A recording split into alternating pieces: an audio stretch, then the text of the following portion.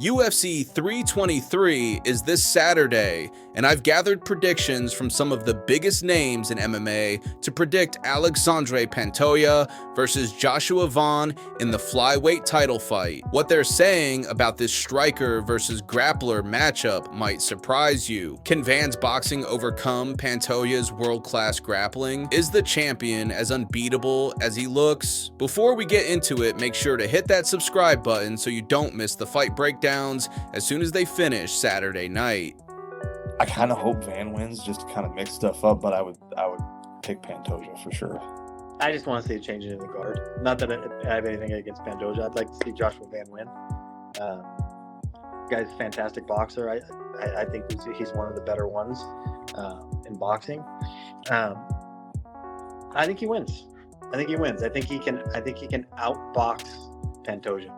I think it could come down to those, if Pantoja starts to mix in his grappling and how well Pantoja mixes in his grappling, or if he gets sucked into that kind of that crowd pleaser. And if he gets sucked into the crowd pleaser, I think Van wins, and I think he wins dramatically. And Pantoja outworks Van. Oh man, listen, bro. When I watched Pantoja fight Kai France, man, when it came to the grappling, it was just light years of space between the skill level. And I think Joshua Van kind of suffers from the same thing I suffer from, where like if you didn't have to show it, people assume you don't have it. So I don't know how good his grappling and wrestling is, and if he'll completely be able to stay away from it. But if it goes to the ground, man, I think Pantoja gives anybody in the world at 125 a huge problem. So I think Pantoja's gonna retain his title.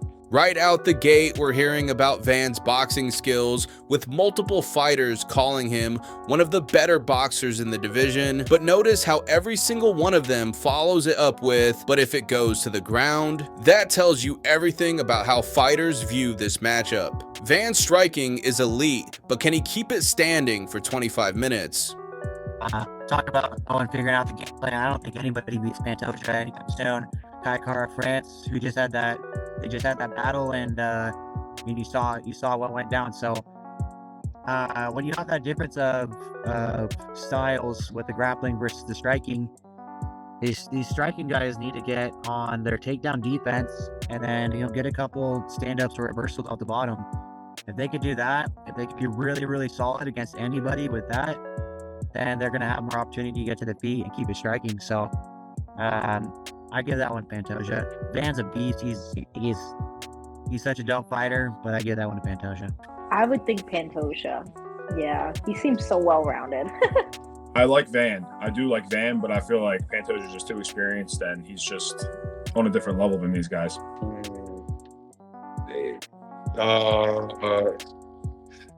I got to go with Texas on this one, right? I live in Texas, so I got to support Joshua Van for this one. Oh, damn, man. It's just hard. Like, right now, the way that motherfucker Pantoja fights, it's just hard seeing him lose. I'm a little biased because Joshua Van is my boy. So, like, my heart wants Van to win. But it's just, Pantoja's one of those people, you just got to see him lose. You know what I'm saying? Until you see him lose, like, because he's one of those people where it's like you'll be watching the fight and he looks tired in the second round, but then never stops. He's so mentally is on like a different level than I think most human beings. So I want Van to win because like good people, you know what I'm saying? Like, love watching his fights. His fights are awesome, but that Pantoja is he's from a different planet, brother. I mean, we're talking about experience, versus, a young just killer with knockout power. I think Pantoja has earned the right where, there's guys at certain points in time where you just don't bet against them, until they see that fail, and for me, I'm not a guy that's going to bet against Pantoja. I think he's a well-coached guy. He has a great, comes from a great team. He's proven time and time before, even when he's, had some adversity in fights, he comes back, he knows how to finish. the guy's a legend at this point in time. So for me, I think Van's a great fighter. It might be a little too soon. It might not be.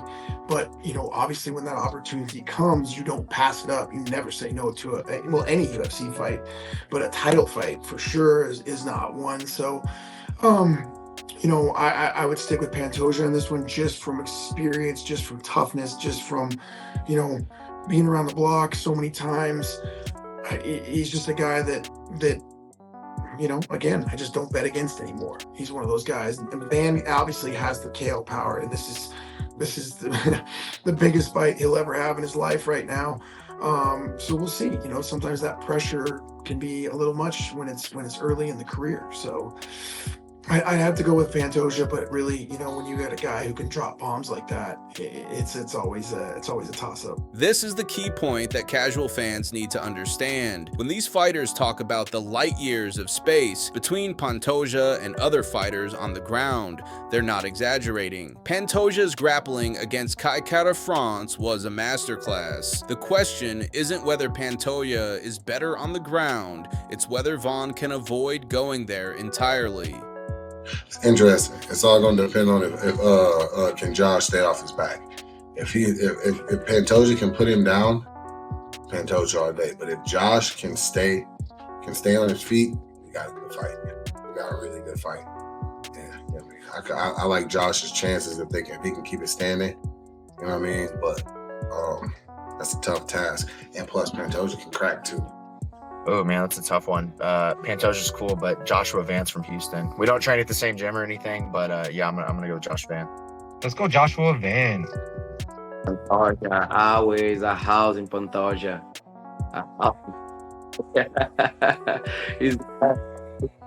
Hey man, Brazil, all the time, Pantoja. 100% bro. Pantoja is Messi's guy. Pantoja is Semi Merab, MMA have level, Some guys, bro, they just cross the level and they go to another level, bro. They go to another dimension. And right now, I think like Pantoja, Merab, these guys going another level, like same like John Jones, like Alex Pereira. These guys are the legends right now, like these guys are another level. Like my dream is become a fighter like these guys, like on this level. I mean, you could just dissect it a bunch of ways. It's like if I think Joshua Van wins it, I would say probably a couple of the later rounds, and then he could steal it with his cardio, high pace, and I think Joshua Van mixes up body shots really nicely, and that's something I never really tried against Pantoja. I was just trying to nail him in the face, and I think Pantoja, they don't call him, he got that cannibal nickname for a reason, man. That guy could just take an ass whooping for sure too. So but I mean, I think probably the more likely of outcomes is Pantoja goes and gets it done. So here's what we're seeing. Even the fighters picking Van are basically saying if he can keep it standing. But that's not exactly a confident game plan when you're facing someone who's made a career out of taking fights to the ground. The consensus seems to be that Van has the tools to win, but only if everything goes perfectly for him. I think Pantoja. I think it looks very similar to Kai Kara-France. I think it looks just like that. And Joshua Van, like if you ask me who are my favorite fighters in the UFC right now, Joshua Van is in my top 5 personal favorite fighters. He's just not, to me, ready for this moment. I think there's 2 guys in the UFC currently at flyweight that can beat Pantoja, and 1 guy lingering outside the UFC that can beat Pantoja. The 2 guys in the UFC, I think, I'm not saying they would, but I'm saying have the possibility. Kyoji Horiguchi, Manel Kape, inside the UFC, outside the UFC, Mohamed Mokaev could beat Pantoja. I don't think Joshua Van right now, December 6th, will have it in him to beat Pantoja. So who do I have winning between these 2 fights? I'm gonna go with the king, Alex Pantoja. I think Alex Pantoja is going to go out there, cross the board, take him down, take his back and submit him. He's been able to do it to some very dangerous strikers like Kyle Sakura and a lot of athletes under the banner. So I don't see why he can't do this to Joshua Van. Now, I'm not saying Joshua Van can't win this fight. I think Joshua Van has the talent and the spirit to do it, but it's a different ballgame when you get in there with somebody like Alex Pantoja and he gets his hands around you, gets your back, body triangle. Now you're... The fighters have this 15-4, heavily favoring Pantoja, but with real respect for Vaughn's knockout power and boxing skills. The fighters seem to agree this comes down to one simple question: can Vaughn keep it standing? What do you think? Is Vaughn striking enough to overcome Pantoja's grappling dominance, or is the champion too well-rounded? Drop your predictions in the comments below, and don't forget to subscribe for more fight breakdowns. We'll be back with post-fight analysis after UFC 323.